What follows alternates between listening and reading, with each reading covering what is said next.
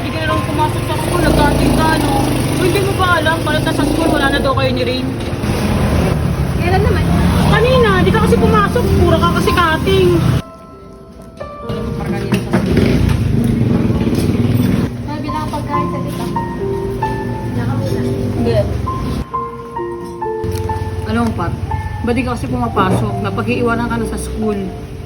Sorry, Tol. May problema ako sa bahay. Ano problema mo?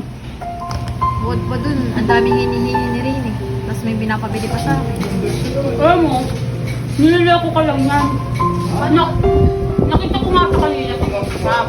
Iba yung kasama niya sa kabilang section. Tsaka, ano nakabili sa'yo?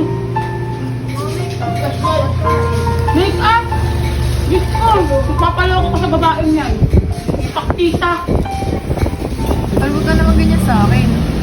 Kaibigan kita tapos ganyan sinasabi mo. Kaibigan mo ako kaya nga pinagsasabihan.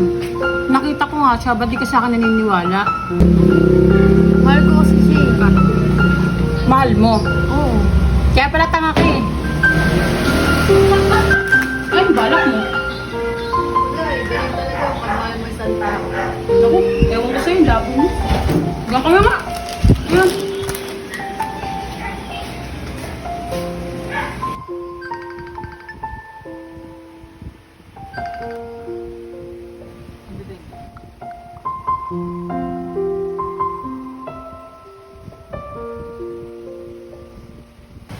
Love, sorry na.